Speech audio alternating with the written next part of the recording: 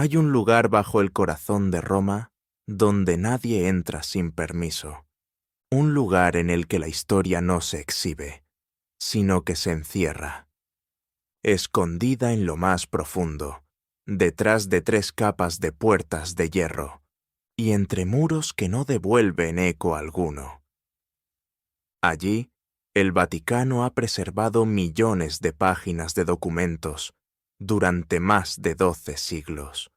No para mostrarlos, no para celebrarlos, sino para esperar. Cartas escritas por papas que nunca fueron enviadas. Libros prohibidos que, de abrirse, podrían cambiar la manera en que vemos el mundo. Registros de matemáticos que fueron silenciados. Susurros que se intercambiaron entre el Vaticano y emperadores, entre dictadores y servicios de inteligencia. Obras de arte que el mundo jamás contempló. ¿Por qué el Vaticano guarda todo esto, pero nunca habla de ello? Esta no es una historia de conspiración. Es, más bien, una historia sobre la memoria. Sobre las memorias más profundas que han sido enterradas en el corazón mismo de la fe. Bienvenidos a Secretos de los Archivos del Vaticano. Una vez fui uno de los pocos con acceso a los archivos del Vaticano. No se equivoquen, no fui cardenal ni un célebre historiador, y ciertamente no provenía de sangre noble. Fui simplemente un custodio, un cuidador, un hombre encargado de limpiar, tomar notas y entregar documentos aprobados a los eruditos.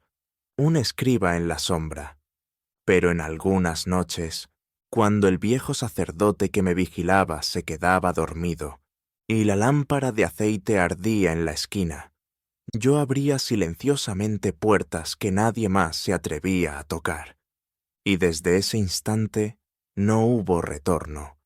Ahora sé que no me queda mucho tiempo. Mi corazón late más despacio, mis ojos se nublan frente a la luz del candelabro, y mis manos tiemblan al rozar pergaminos, cuyo tacto conozco como el de mi propia piel. Antes de que todo se disuelva en la eternidad conmigo, debo hablar. No para acusar, no para escandalizar, sino para que alguien allá afuera entienda que la verdad nunca ha pertenecido a la luz.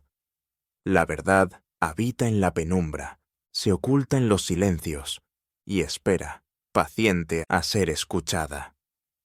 He visto cartas nunca enviadas por los papas Pío, descansando tranquilas en cajones sellados. He leído copias prohibidas de libros alguna vez marcados como amenazas a la fe. He permanecido de pie ante cuadros de Caravaggio, que jamás se expusieron al público, porque los ojos en esos lienzos mostraban un dolor que la teología no podía soportar. Y sobre todo, he aprendido que lo que no se revela no es ocultado porque sea falso, sino porque es demasiado verdadero para ser aceptado. No les pido que me crean. No puedo dar pruebas que el mundo reconozca. Pero si siguen escuchando, si en algún rincón de ustedes aún late la sospecha de que bajo cualquier resplandor glorioso se esconde algo más profundo, algo sin resolver, entonces ustedes son aquellos a quienes debo hablar. Porque algún día esas puertas ya no permanecerán cerradas para siempre, y cuando se abran, comprenderán por qué yo nunca podré volver. Yo solía creer que el Vaticano era únicamente un símbolo religioso, un lugar de oraciones de papas vestidos de blanco, asomados a balcones abiertos sobre la plaza de St. Peter's. Pero bajo esa superficie, bajo los himnos y las campanas, descubrí otro rostro, uno oculto, un rostro hecho de palabras no pronunciadas y verdades no proclamadas. El mundo de los archivos escondidos del Vaticano. Era el año de 1978, cuando por primera vez me asignaron a los archivos. El mundo afuera celebraba el nacimiento de un nuevo papa, Juan Pablo II, un polaco que llegaba con la fuerza de una voz inesperada. Yo no estaba en la plaza, entre la multitud. Yo estaba bajo tierra, rodeado de estantes infinitos, donde el aire olía a cuero viejo, a polvo inmortal y a cera derretida. Los archivos no se parecían a ninguna biblioteca que conociera. Eran un laberinto de salas, pasillos estrechos y bóvedas cerradas. En cada esquina, una puerta de hierro con cerraduras antiguas, y sobre cada puerta, el peso invisible de siglos de silencio. Mi tarea era humilde: entregar legajos a estudiosos previamente autorizados. Ellos no podían llevarse nada. Solo se les permitía leer bajo nuestra vigilancia y copiar a mano lo que se les concediera. Yo era el guardián invisible de ese orden. Pero había algo en las cajas de madera y en los cofres sellados que parecía llamarme por mi nombre, como si la historia misma quisiera ser liberada, aunque solo fuese por un instante, por un testigo anónimo. Recuerdo mi primera transgresión: un manuscrito del siglo XVII, olvidado en una mesa. Era tarde, el sacerdote dormía, y yo, con el pulso acelerado, me acerqué. Era una carta nunca enviada de Urbano VIII, en la que reconocía, en voz baja, en la intimidad de la tinta, que Galileo quizás no estaba equivocado. No lo defendía, no lo absolvía, pero en aquellas líneas había duda, y la duda en un papa era más peligrosa que la herejía. Ese fue mi primer secreto, el primero de muchos. Con el tiempo aprendí a moverme entre los estantes como un fantasma. Sabía qué llaves chirriaban menos, qué bisagras podían abrirse sin despertar al sacerdote, qué sombras me escondían de los ojos indiscretos. Fue así como llegué a una sala que no figuraba en ningún registro oficial. Dentro reposaban los libros prohibidos. Algunos eran conocidos, copias del índice Librorum Prohibitorum, ese catálogo de títulos vetados por la Iglesia desde el siglo XVI. Pero otros eran más extraños: copias manuscritas de obras nunca publicadas, filosofías que hablaban de mundos infinitos, textos médicos que cuestionaban dogmas sobre el cuerpo, y tratados de alquimia donde ciencia y fe se confundían. Allí encontré una versión incompleta del De Revolutionibus de Copérnico, con anotaciones en los márgenes hechas por manos eclesiásticas. Había exclamaciones escritas en latín: periculosum, sed verisimile, peligroso, pero verosímil. En otro estante descansaba un diálogo de Giordano Bruno, copiado a mano, manchado por el tiempo. Sabía que Bruno había sido quemado en Campo de Fiori en 1600, pero verlo allí, guardado en secreto dentro del Vaticano, era como escuchar una confesión que la Iglesia nunca se atrevió a pronunciar en público. Los libros prohibidos eran un mundo en sí mismos, pero no eran lo que más me inquietaba. Había otra sala, más discreta, menos ornamentada, donde se almacenaban cajas de correspondencia, cartas nunca enviadas. Mis dedos temblaban al abrirlas. Leí misivas de papas a reyes que jamás fueron despachadas. Clemente VII, en tiempos de Enrique VIII, escribiendo con dolor que el matrimonio no era solo un sacramento, sino un campo de batalla político imposible de ganar.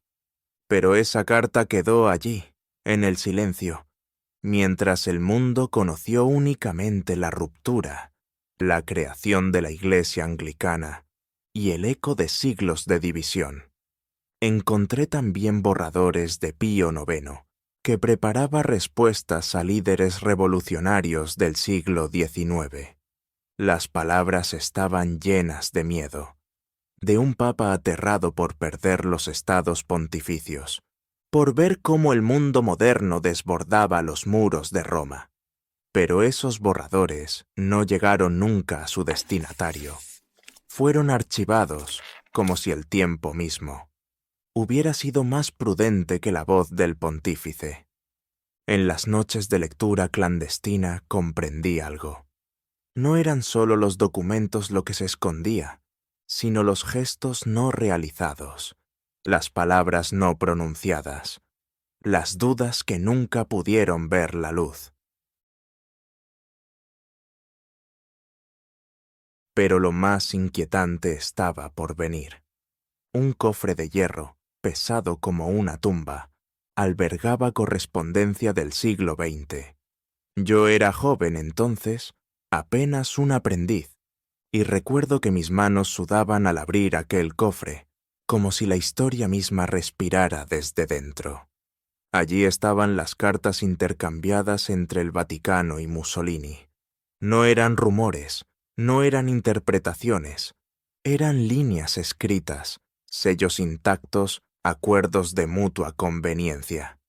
El Papa Pío XI había firmado el Tratado de Letrán en 1929, dando nacimiento al Estado de la Ciudad del Vaticano. Ese documento, conocido por todos, era solo la superficie.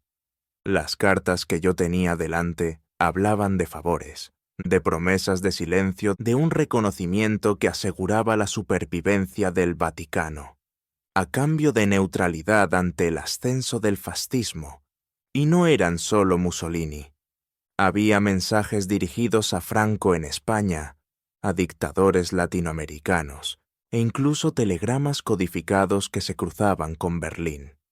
Algunos mencionaban nombres que yo conocía.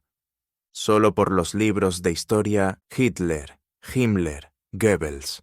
Lo que más me dolió fue encontrar cartas de líderes judíos, dirigidas al Papa Pío XII, suplicando ayuda. Algunas estaban respondidas, otras jamás. En una, escrita desde Varsovia en 1941, un rabino pedía no silencio, sino compasión. La respuesta nunca salió del archivo. Yo sostenía esas hojas entre mis manos y sentía que ardían, como si cada palabra estuviera hecha de fuego, un fuego que había consumido millones de vidas.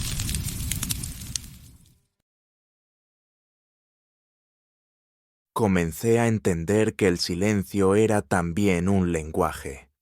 El Vaticano no siempre hablaba con palabras, a veces hablaba con omisiones. Lo que no se dijo fue tan poderoso como lo que se proclamó. Ese silencio fue su escudo, su manera de sobrevivir entre imperios y guerras.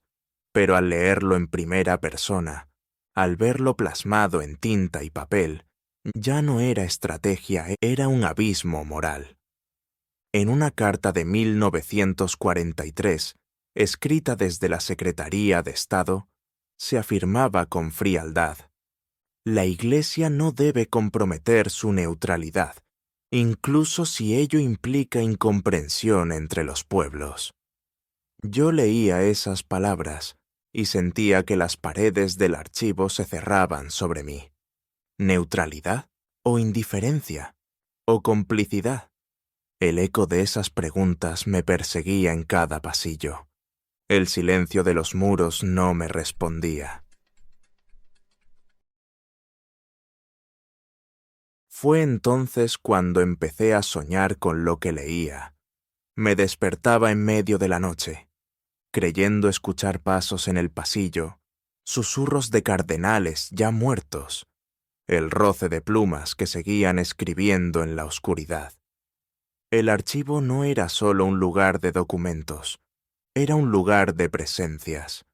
Cada caja era un testigo, cada cofre un juez silencioso. Y yo, un escriba sin nombre, me había convertido en cómplice involuntario, No podía hablar. No podía contarle a nadie lo que veía.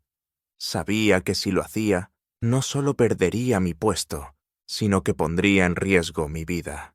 El Vaticano tiene formas de borrar, no solo palabras en un papel, también hombres, también memorias. Por eso escribo ahora, en este último tramo de mi existencia, cuando ya no temo más que a mi propio silencio. No todo lo que los archivos guardan está hecho de palabras. En bóvedas selladas, donde la humedad se combate con fuego lento, y el aire parece no haber sido respirado nunca, descansan obras de arte que el mundo jamás contemplará. Recuerdo la primera vez que crucé la tercera puerta de hierro, de aquella sala silenciosa. Lo hice con la llave que colgaba del cinturón del sacerdote dormido. Sentí que cada paso era una traición, y que las losas bajo mis pies murmuraban plegarias, para que desistiera. Pero no desistí. Allí, bajo telas gruesas, dormían lienzos prohibidos. Uno de ellos era un Caravaggio desconocido, tan oscuro que parecía pintado con la sangre de una noche sin luna. La escena representaba a Cristo, no en gloria, no en resurrección, sino en un instante de duda, con los ojos perdidos hacia un cielo que no respondía. Era un Cristo humano, vulnerable, demasiado humano para ser aceptado en altares. Los ojos de esa pintura me atravesaron. No miraban al espectador, miraban a lo que el espectador esconde de sí mismo. Y comprendí por qué se ocultaba, no porque fuese hereje, sino porque era insoportable. No era la única obra. Había esculturas antiguas, desnudos romanos con detalles que ofendían la moral de épocas pasadas. Había bocetos de Miguel Ángel, donde la anatomía del hombre estaba dibujada con un amor, que rozaba lo sacrílego. Y había un cofre pequeño que contenía, dicen, fragmentos de papiros egipcios, en los que la Virgen María aparecía descrita como una sacerdotisa, una madre sabia, no sólo como la figura silenciosa y pura que el dogma después construyó. Cada pieza era un grito detenido. El arte hablaba, pero se le impuso silencio. Se le encadenó en sótanos para que su voz no agitara las aguas de la fe. Yo caminaba entre esas reliquias como quien pisa un cementerio. No eran objetos, eran almas dormidas, y yo, el único testigo de sus susurros. En otra bóveda encontré lo que los custodios llamaban los papeles de los curiosos. Allí no había santos ni mártires, sino matemáticos, físicos, alquimistas, documentos confiscados por la Inquisición, copias retenidas de sabios que osaron pensar demasiado lejos. Un pergamino llevaba el nombre de Galileo, con notas personales nunca publicadas. En ellas, el astrónomo confesaba que el universo le parecía. Un coro que canta sin necesidad de un director visible. Escribía con respeto, con fe incluso, pero dejaba claro que lo que observaba con sus lentes era más vasto que cualquier dogma. Había también diagramas atribuidos a Leonardo da Vinci, diseños de máquinas imposibles, algunas que parecían anticipar lo que siglos después sería real. No todos eran de su puño, quizás copias, quizás falsificaciones, pero estaban allí, guardados como si fueran demasiado peligrosos, para ser destruidos o compartidos. Leí traducciones de textos árabes, traídos a Roma durante las cruzadas. Hablaban de números, de estrellas, de medicina. Algunos de esos saberes fueron silenciados porque no nacieron de plumas cristianas, y sin embargo, en secreto, fueron consultados por pontífices que deseaban su sabiduría, pero no podían reconocerla en público.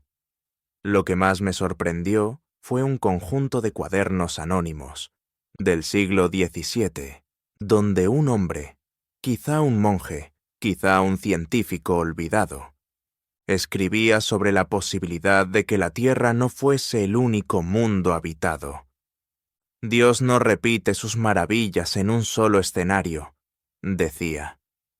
Y esas páginas habían sido escondidas, como si nombrar otros mundos fuese abrir una grieta imposible de cerrar. Fue entonces cuando comprendí que la oscuridad de los archivos no está hecha de falsedades, no es un lugar donde se guarden mentiras, sino donde se entierran verdades que hieren demasiado. Lo que se calla no es lo que se inventó, sino lo que se teme aceptar. Ese fue el descubrimiento que más me marcó, porque las cartas que nunca se enviaron, los cuadros que nunca se mostraron, los libros que nunca se leyeron, no estaban allí por ser falsos, sino por ser demasiado verdaderos. Verdaderos en su duda, en su dolor y en su audacia. Verdaderos en mostrar que la fe y la razón, la política y la moral, no son líneas rectas, sino ríos que se entrelazan con violencia. Yo, el escriba, me encontraba cada noche frente a esos ríos oscuros, y cada vez que salía al amanecer por las escaleras estrechas, sentía que llevaba agua en mis manos. Agua invisible, agua que nadie más veía, pero que me empapaba hasta los huesos. En los archivos no todo es papel ni pintura. Hay también objetos, guardados en cofres pesados, como si su sola presencia pudiese alterar la fe de los hombres. Recuerdo un relicario sellado que contenía lo que se decía ser el fragmento de una lanza romana. No aquella que en museos y catedrales se venera como la lanza de Longinos, sino otra, con inscripciones en griego, hallada en excavaciones tempranas en Jerusalén. Un documento anexo relataba que al examinarla, los eruditos vaticanos concluyeron que no pertenecía al siglo I, sino al III o IV, demasiado tarde para atravesar el costado de Cristo.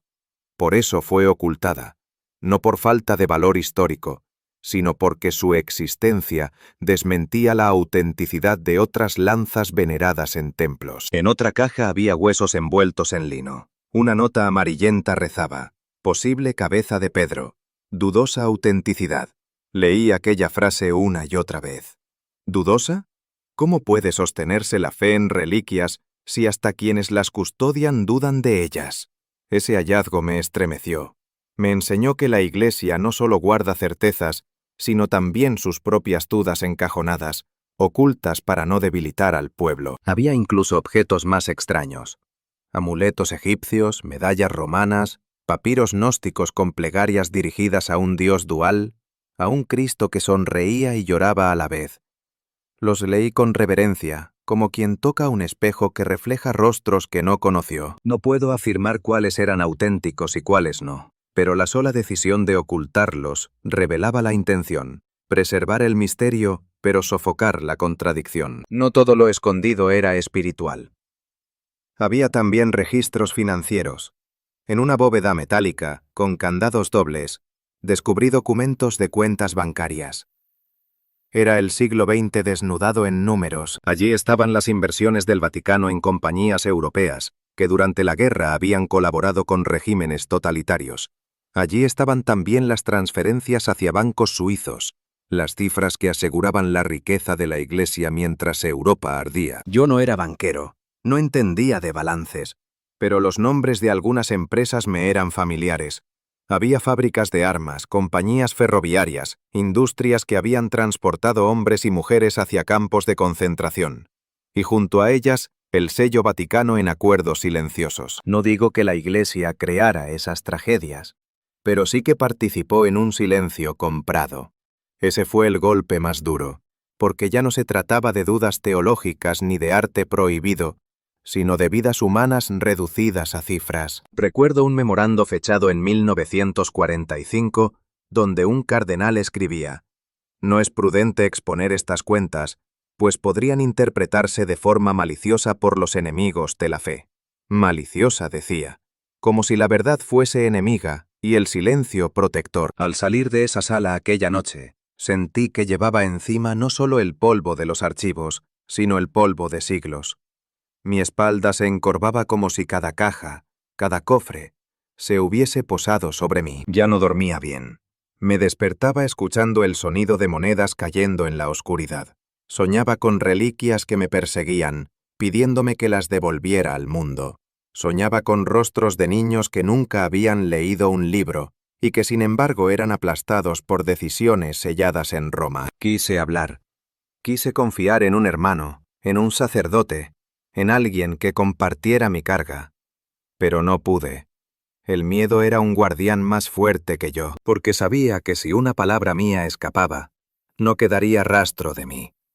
No sería el primero en desaparecer, ni el último. Así aprendí a callar.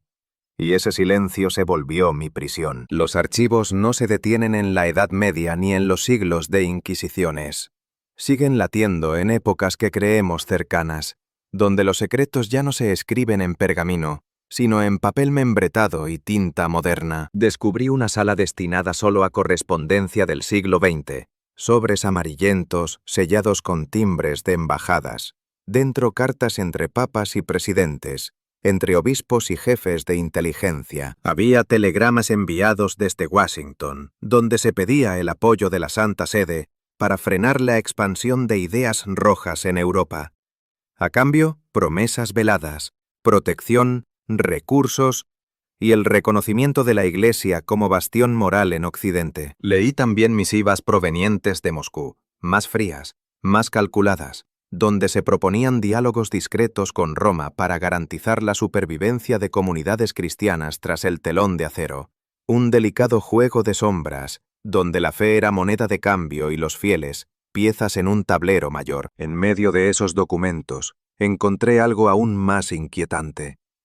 Un informe interno donde se sugería que ciertos cardenales eran informantes dobles, agentes que enviaban secretos del Vaticano a potencias extranjeras a cambio de favores o protección. Nunca supe si era verdad o simple sospecha, pero el hecho de que estuviera registrado era suficiente para helar mi sangre. No todo se limitaba a la Guerra Fría. También había carpetas gruesas con nombres de dictadores latinoamericanos. Cartas donde pedían bendiciones, donde ofrecían donaciones a cambio de silencio. En un expediente fechado en los años 70, un gobierno pedía a Roma que no condenara públicamente las desapariciones en su país. A cambio, la promesa de construir templos y financiar seminarios. Junto a la carta, un apunte de un obispo. Aceptar por el bien de las vocaciones. Me temblaron las manos al leer eso. El bien de las vocaciones, pagado con el silencio ante los muertos. Comprendí entonces que la Iglesia no siempre hablaba con la voz de Dios, sino con la voz de la política. Y que el precio de ese silencio lo pagaban inocentes cuyos nombres jamás llegaron a los altares. Yo era solo un escriba, un custodio sin título, sin poder, sin sotana. No tenía derecho a leer esas páginas, y sin embargo, lo hice. Cada palabra que mis ojos absorbían se volvía un peso invisible sobre mis hombros. No podía hablar con nadie. Los sacerdotes que conocía vivían en su propio mundo de rituales, ajenos al polvo que yo tragaba cada día. No podía acudir a los eruditos, pues ellos solo recibían documentos filtrados, limpios, aprobados, sin las sombras que yo había descubierto. Me quedaba entonces solo con mi conciencia. Y en esa soledad, las paredes del Vaticano se volvían más altas, los pasillos más fríos, las noches más largas. Comencé a preguntarme si la fe era realmente luz, o si era un espejo que reflejaba tanto lo divino como lo humano. ¿Podía la verdad vivir en la oscuridad? ¿Podía la Iglesia sostener a millones de almas mientras ocultaba tantas páginas incómodas? No encontré respuesta. Solo comprendí una cosa. Los secretos no eran enemigos de la fe. Eran parte de ella, porque creer no significa entenderlo todo. Significa también caminar entre tinieblas, aceptando que hay cosas que jamás serán dichas en público. Los archivos me enseñaron que la fe no es perfecta, que la memoria humana está hecha de silencios tanto como de palabras, y que en esos silencios habita un Dios que se esconde más de lo que se muestra. En mis últimos años dentro de los muros, comencé a soñar con puertas que se abrían solas. Soñaba con lámparas encendiéndose y voces que me llamaban por mi nombre. No era terror, era advertencia, como si algo, o alguien, me dijera que mi tiempo de custodio estaba terminando. Una madrugada desperté con una certeza ardiente. Si seguía entrando en esas salas, si seguía leyendo, no volvería a salir. Desde entonces, cada noche que cruzaba los pasillos, sentía los ojos de mármol de las estatuas mirándome. Sentía que mis pasos eran contados, que alguien, en algún despacho secreto, ya había escrito mi destino. Hubo un día, quizás el último en que mis manos tocaron un pergamino oculto, en que encontré algo que no debía haber visto. Era un códice del siglo XV, escrito en latín con tinta que aún olía a humedad. No estaba catalogado con un número oficial, ni llevaba las marcas de archivo que todo documento debía tener. Parecía un huésped olvidado en aquellas bóvedas. Dentro se hablaba de un concilio secreto, un encuentro del que nunca quedó constancia en los libros de historia. Obispos, sabios y enviados de tierras lejanas se reunieron para debatir sobre el destino del conocimiento humano. No discutían sobre dogmas, ni sobre liturgia, sino sobre ciencia. Sobre avances que, de difundirse, hubieran cambiado el rumbo de la humanidad siglos antes. Hablaban de la forma de la Tierra, de la circulación de la sangre, del movimiento de los astros. Sabían más de lo que el mundo estaba preparado para aceptar. Y decidieron callar, no porque fuera mentira, sino porque la verdad podía quebrar la fe de millones. Ese códice no era una fantasía. Era testimonio de que la Iglesia supo más de lo que confesó, y que su silencio fue deliberado, un pacto entre guardianes para mantener la estabilidad del mundo. Cuando cerré aquel libro, comprendí que no debía abrir otro jamás, porque si había secretos que podían cambiar la historia, ese era uno de ellos. Con los años, mi cuerpo se volvió débil. Las escaleras del archivo me parecían montañas, y los pasillos interminables se convirtieron en laberintos. Mi corazón, fatigado, late ahora con la lentitud de un reloj viejo. Mis ojos se oscurecen ante la luz del candelabro, y mis manos tiemblan al sostener una pluma. Ya no puedo cargar con lo que sé. El silencio me oprime más que las rejas del Vaticano. Por eso hablo ahora, no para acusar, no para escandalizar, sino para recordar que bajo todo esplendor existe una sombra que sostiene la luz. Lo que leí no lo puedo probar. No hay documentos que yo pueda mostrar al mundo, porque todos quedaron encerrados tras esas puertas de hierro. Pero en mis recuerdos, en las noches donde fui más osado que sabio, las páginas aún arden con verdad. Un mensaje para el futuro. Quizás tú que escuchas pienses que exagero, que la voz de un viejo escriba no basta para abrir los secretos de una institución tan grande. Y tal vez tengas razón. Yo no puedo abrir esas puertas, no puedo entregar esas cartas ni esos códices, pero sí puedo dejarte una certeza. Esas puertas no estarán cerradas para siempre. Ningún muro resiste al tiempo. Ninguna llave resiste a las manos del futuro. Cuando alguien, algún día, cruce esos umbrales y lleve la luz al polvo, comprenderá que no exageré. Que los archivos del Vaticano no son una caja de mitos, sino un espejo oscuro, donde la humanidad guardó su propio reflejo. Yo, que solo fui un custodio, me retiro sabiendo que el mundo quizás nunca crea mis palabras, pero también sé que la verdad no necesita ser creída para existir. Permanece allí, paciente, esperando el instante en que pueda mostrarse. Y si mi voz alcanza aunque sea a uno de ustedes, siembra aunque sea una pregunta, habrá valido la pena, porque la fe nunca ha pertenecido solo a la luz. La fe habita también en la oscuridad. Y en esos archivos, bajo el corazón de Roma, esa oscuridad sigue respirando.